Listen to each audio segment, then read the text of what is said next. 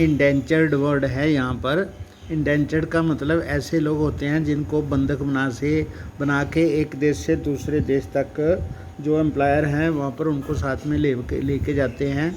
ए bonded labour, बंधक labour है जिनको कॉन्ट्रैक्ट के साथ एम्प्लॉयर जो अपने साथ में किसी दूसरे देश में लेके जाता है स्पेसिफिक अमाउंट ऑफ टाइम के लिए, to pay off his passage to the new country at home, यानी कि वो उनका किराया रास्ते में नहीं लेता लेकिन उनको बंधक बना के दूसरे देश में ले जाता है।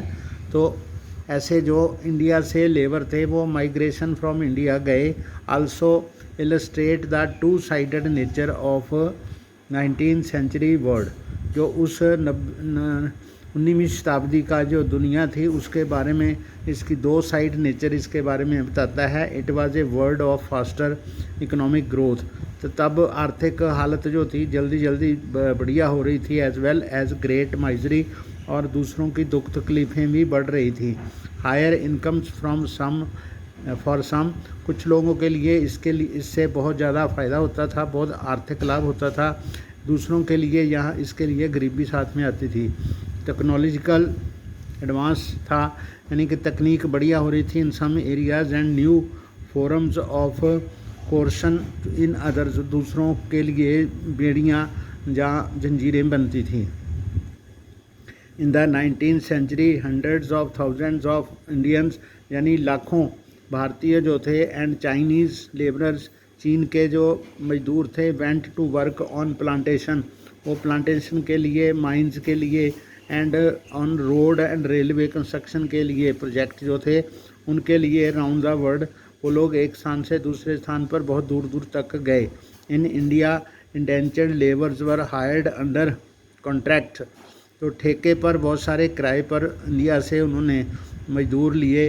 विच promised return travel to India, यानी उनको ये वादा किया गया कि आपको वापसी इंडिया में करवाई जाएगी after they had worked 5 years, जहाँ वहाँ पर अगर आप 5 साल काम करोगे तो वहाँ से आपको लेके आया जाएगा ऑन देयर एम्प्लॉयर्स प्लांटेशंस, यानी वो जो उनका मालिक होता था वो वहाँ पर उसकी अपनी खेती होती थी और उस प्लांटेशन पे उनको 5 साल तक काम करना पड़ता था, वहाँ से वो कहीं और नहीं जा सकते, तो उनको भारत में वापस लाने का भी जिम्मेवारी उसी एम्प्लॉयर की होती थी। तो वो बंधक मजदूर वहाँ पर इंडिया से हज़ारों लाखों जाते थे। Most Indian indentured worker came from present day region of eastern Uttar Pradesh, बहुत सारे जो ईस्टर्न उत्तर प्रदेश के जो थे, बिहार के थे, सेंट्रल इंडिया के थे, and dry districts of Tamil Nadu के सूखाग्रस्त क्षेत्र थे, यहाँ से वो उन लोगों को वहाँ पर उनकी रोज़गार उनका वहाँ पर नहीं था, इसलिए उनको वहाँ पर वो गए थे। In the mid 19th century these regions experienced many changes, यहाँ ये जो इलाके थे 19th सेंचुरी के मध्य में यहाँ पर बहुत सारे बदलाव हुए थे। कॉटेज इंडस्ट्रीज डिक्लाइंड, वहाँ जो उनका घरेलू रोज़गार था वो छिन गया था। लैंड रेंट्स रोज़, और ज़मीनों के जो मामले थे, यानी कि अगर किराए पर आपने ज़मीन लेनी है, खेती करनी है, तो वो किराए बढ़ गए थे। Lands were cleared for mines, ज़मीनों को खानों के लिए साफ़ कर लिया गया था, यानी प्लांटेशन यहाँ पर भी होती थी, और माइंस के लिए जो खेतीबाड़ी जो लोग करते थे उनसे उनकी ज़मीन छिन गई थी। All this affected the lives of poor, इससे गरीबों की जीना मुहाल हो गया था। दे फेल्ड टू पे देयर रेंट्स, वो अपना मामला जहाँ जो कर देने टैक्स जो देते थे वो देने में असमर्थ थे। बिकेम डिप्लॉयड इंडेप्टेड, वो कर्जाई हो गए थे।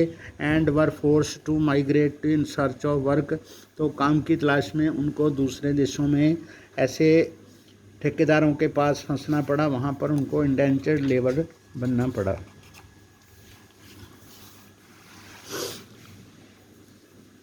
The main destination of Indian indentured migrants were Caribbean islands, यानी कि जो वेस्ट इंडीज़ वाला इलाका है जहाँ यूरोपियन लोगों ने वहाँ पर अपने प्लांटेशंस लगाए हुए थे, तो ये जो थे ट्रिनिडाड, गुयाना और सूरीनाम, मॉरिशस एंड फिजी, ये वाले जो इलाके थे, यहाँ पर जाना पड़ता था इनको। Closer home Tamil migrants went to Ceylon and Malaya. तो जो अब मलेशिया है तो ये श्रीलंका में भी जाते थे। जो तमिल थे, भारत के तमिल थे, वो सिलोन मतलब श्रीलंका जाते थे, मलाया मतलब मलेशिया जाते थे। Indentured workers were also recruited for tea plantation in Assam. तो उनको असम में यहाँ पर चाय की खेती बाड़ी होती थी तो उनको वहाँ पर सिखलाई दी जाती थी। Recruitment was done by agents engaged by employers and paid a small commission. तो वहाँ पर जो एजेंट थे उनको, यानी वो दलाल थे, लोगों से, वो मालिक से थोड़े पैसे लेते थे, उनको वहाँ पर थोड़ा कमीशन मिलता था, इसलिए वो उनको वहाँ पर पहले सिखलाई देते थे। Many migrants agreed to take up work hoping to escape poverty और ऑपरेशन इन देयर होम। बहुत सारे जो माइग्रेंट्स होते हैं, जो परदेसी होते हैं, जो एक देश से दूसरे देश में जाते हैं, तो उन्होंने वहाँ से दूसरे देश में जाना एक्सेप्ट कर लिया क्योंकि उनको लगता था इससे उनका गरीबी का उन्मूलन हो जाएगा। Villages agents also tempted the prospective migrants by providing false information about final destination. तो एजेंट उनको झूठी सूचना देते थे और उनको कहाँ लेके जाना है उनको अच्छी तरह से सही बताते नहीं थे। मोड्स ऑफ ट्रैवल नहीं बताते थे, कैसे जाएंगे। द नेचर ऑफ वर्क, वहाँ पर काम कैसा होगा ये भी नहीं बताते थे। And living and working conditions के बारे में उनको नहीं पता होता था। Often migrants were not even told that they were to embark on a long sea voyage. तो उनको ये भी नहीं बताया जाता था कि 4-5 महीने का जो यात्रा करनी पड़ेगी, समुद्र की यात्रा उनको करनी पड़ेगी, ये भी नहीं बताया था। Sometimes agents even forcibly abducted less willing migrants. तो कभी कभी वो जो माइग्रेंट्स मानने वाले नहीं होते थे, राजी भी नहीं होते थे, उनको भी वो ज़बरदस्ती शिप में बिठा के ले जाते थे। 19th century indenture has been described as a new system of slavery. तो ये दास्ता का एक नया अध्याय इसमें बताया गया है कि वहाँ पर लोगों को ज़बरदस्ती मतलब बंधक बना के लेके जाते थे। On arrival at the plantations labourers found conditions to be different from what they had been imagined. तो जो परदेसी होते थे उनको वहाँ पर नई जगह जाके, प्लांटेशन की जगह पे जाके जो हालात के बारे में जब उनको पता चलता था तो वो उनको जो बताया गया होता था वो उससे बिल्कुल उल्ट होते थे। Living and working conditions were harsh. वहाँ पर रहने के जो हालात होते थे बहुत कठोर होते थे। And there were few legal rights. तो उनके कोई अधिकार भी नहीं होते थे, उनसे ज़बरदस्ती वहाँ पर फोर्सिबली काम कराया जाता था। But workers discovered their own ways of surviving. परंतु जो कामगार थे उन्होंने अपने बचने के रास्ते बना लिए। Many of them escaped into the wilds. कुछ लोग वहाँ से जंगलों में चले गए। Though it if caught they faced severe punishment. परंतु जब वो पकड़े जाते थे तो उनको बहुत कठोर सख्त सजाएं दी जाती थी। Others deployed new forms of individuals. तो कई लोगों ने वहाँ पर अपने खेत बना लिए। एंड कलेक्टिव सेल्फ एक्सप्रेशन, इकट्ठे होकर खेत बना लिए। Blending different cultural forms. तो अलग अलग देशों से जो सभ्यताएं अलग अलग आती थी, ओल्ड एंड न्यू, नई और पुरानी। In Trinidad the annual Muharram procession was transformed into a riotous carnival called Hosay. जो इमाम हुसैन का मतलब शिया संबंध से वहाँ पर जो मुहर्रम होता था ट्रिनिडाड में, उसका एक प्रोसेशन निकलता था Hussain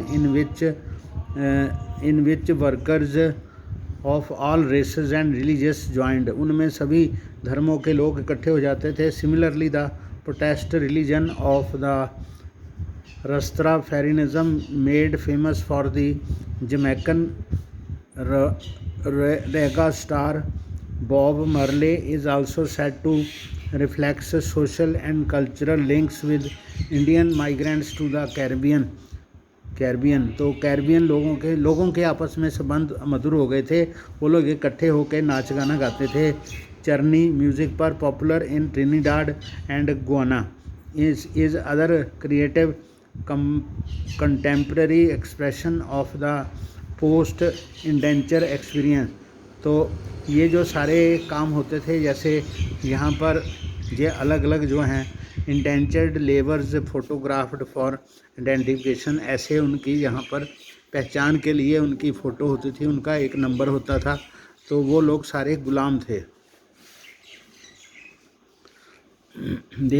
These forms of cultural fusion are part of the making the global world। तो ऐसी दुनिया उन्होंने बनाई, मतलब वो लोग आपस में मिक्सअप हो गए, उनकी सभ्यताएं मिक्स हो गई। where things from different places get mixed lose their original characteristics, उनके अपनी पहचान जो थी वो ख़त्म हो गई। and became something entirely new, वो बिल्कुल नए बन गए। तो most indentured workers stayed on after their contracts ended. बहुत सारे जो इंडेंचर्ड लेबर थे वहाँ पर रुक जाते थे, जब उनका कॉन्ट्रैक्ट भी ख़त्म हो जाता तब भी वहाँ पर रुक जाते थे। और return to their new homes after a short spell in India, वो थोड़ी देर तक अपने देश में इंडिया में रहने के बाद फिर वापस किसी नई जगह में चले जाते थे। Consequently there are large communities of people of Indian descent in these countries, इन देशों में भारतीय मूल के बहुत सारे लोग हैं। तो have you heard of a Nobel prize winning writer, क्या आपने कभी किसी नोबल प्राइज़ विनिंग राइटर का नाम सुना है? V.S. Naipaul, some of you have followed the exploits of West Indies cricketers Shivnarine Chanderpaul and Ramnaresh Sarwan, ऐसे नाम आपने सुने हैं जो भारतीय हैं लेकिन वो वेस्ट इंडीज़ में रहते हैं। If you have wondered why their name sound vaguely Indian, the answer is that they are descended from indentured labour migrants from India. तो वो भारतीय हैं, भारत से गए हुए हैं वहाँ पर। तो from the 1900 India's nationalist leaders began opposing the system of indentured labour migration as abusive and cruel. तो 1900 के लगभग इन भारतीय जो नेशनलिस्ट लीडर थे उन्होंने ऐसी जो इंडेंचर्ड लेबर की काम उसका सिस्टम था उसका विरोध करना शुरू किया और कहा कि ये अब्यूजिव है और क्रूअल है। अब्यूजिव का मतलब भद्दा है, यानी कि गाली देने के समान है, और वो जालिमाना काम है। इट वाज अबॉलिश्ड इन 1921। तो ये जो सिस्टम था 1921 में बैन कर दिया गया। Yet for a number of decades afterwards descendants of Indian indentured workers though often thought of the coolies remained an uneasy minority of the Caribbean islands. तो फिर भी वहाँ जो कुछ लोग रह गए तो भारतीय जो थे वहाँ पर कुली का काम करते थे, या कैरिबियन आइलैंड में वो कुलीज के तौर पर रह गए। Some of the Naipaul's early novels capture their sense of loss and alienation. तो उनकी जो दुख तकलीफ़ें हैं उसके बारे में जो ये कैरिबियन राइटर था न्यूपॉल, उसने अपने नॉवेल्स में लिखा है। A contract form of an indentured labour, ये उसका लेबर का फॉर्म है जिसके ऊपर कुछ ऐसा लिखा हुआ है। तो यहाँ तक हम पढ़ेंगे आज।